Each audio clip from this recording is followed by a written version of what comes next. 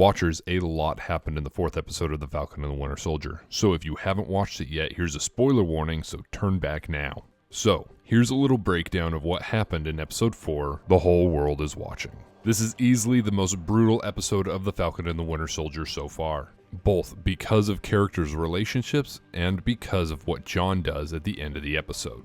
So, let's see where we start off.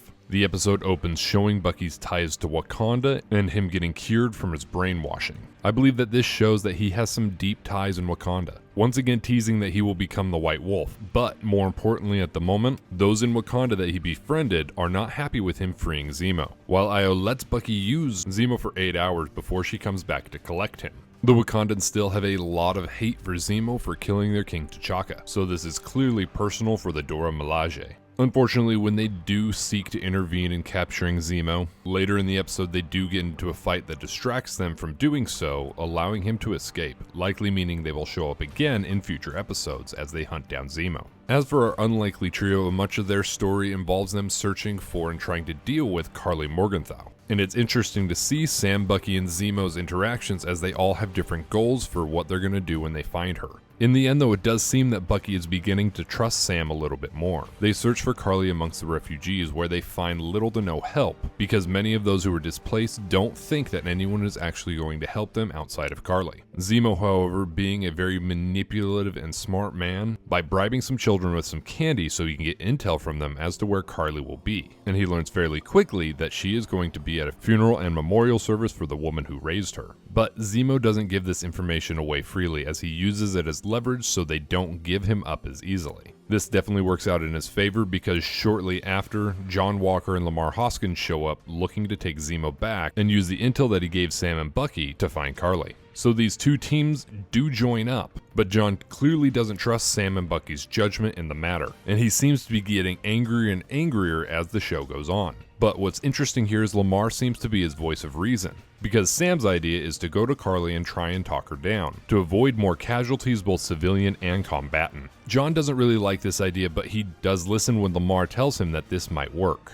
And this is an important thing to remember because later on in the episode, Lamar seems to be the only one able to talk John off the metaphorical ledge. He does seem to be the more rational of the two, especially because as we learn later in the episode, John seems like he's trying to prove himself by being Captain America, as he is not proud of the circumstances that got him 3 medals of honor. Once again proving that John isn't necessarily a bad guy, he's just very misunderstood and does have some serious issues that probably should have been worked out before he became Captain America. But thankfully, Lamar is there to kind of talk him out of things and steer him in the right direction. As for Karli's story, shortly before the funeral, she goes and collects the super soldier serum from one of her friend's grandfather's grave. And she reveals that she plans on making more super soldiers to help them fight their revolution. But in the end, she never gets the chance. After the funeral, as Sam was trying to talk Karli down and get her to realize that killing people wasn't the right way to go about her cause, John Walker got very antsy about waiting for Sam to do his job. And we see just how disturbed he is and how much he probably should have never been given the responsibility or the shield. He seems like he doesn't feel like he can live up to being Captain America, and even seems unhappy that he himself doesn't have the super soldier serum. Because of this, he interrupts Sam, ruining the whole plan, allowing Karli to escape, as well as leaving Zemo alone to escape and hunt down Karli. This is where the tables begin to take a drastic turn. Zemo corners Karli in a basement and shoots her in the stomach. While she does survive, super soldiers are no match for bullets, as has been proven in the past. And in the process of being shot at, she drops the super soldier serum, and while avoiding being shot, gets stuck behind a table as Zemo finds the serum. And Zemo proceeds to do what anyone would expect him to do. He begins to smash the serum, getting rid of everything that he can so no more super soldiers can exist in the world. His anger for the serum is shown especially because as he's doing it, he allows Karli to escape, but also doesn't notice John Walker and is knocked out by his shield. And this right here is where everything changes. John finds the last remaining vial of super soldier serum, likely on Earth, and we all know what follows after that. Shortly after this, he does take the serum and does become superpowered, but not before he gets into a fight with the Dora Milaje when they try to retrieve Zemo. John does not win this fight in the slightest.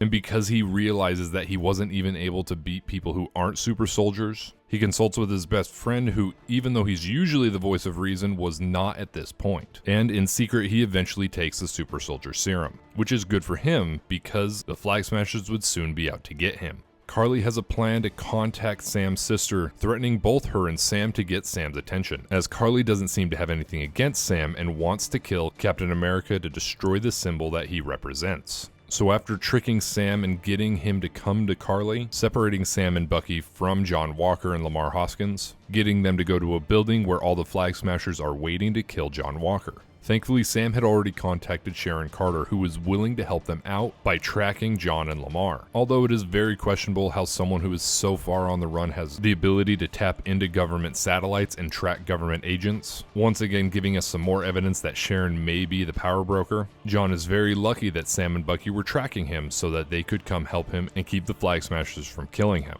Upon taking Karli down as she was trying to distract Sam and Bucky, they quickly rush over to help John and Lamar. Upon entering the building, Lamar is captured by the super soldiers as he didn't stand a chance. And John begins to fight for his life as the Flag Smashers come out of the shadows to try and kill him. But as you're watching, something seems a little off about him, and it is soon revealed that he took the super soldier serum. His reflexes are faster, he throws his shield harder, and is able to jump out of a window and land on a vehicle without getting hurt at all. Despite all this, he is no match for multiple super soldiers who all use the same serum as him. While all of them may be a little stronger than Bucky, all the other super soldiers, including John Walker, have about the same strength level. So unfortunately, they do eventually capture Captain America and hold him down as Karli is about to kill him. But Lamar escapes his captors and rushes in at the last second to save his friend, which unfortunately leads to his death by Karli's hand. Lamar is punched into a pillar by Karli and appears to have died on contact. It is at this point that everyone stops fighting because they realize they have just done something terribly wrong. They only meant to kill John Walker, but even then they may have had a similar reaction.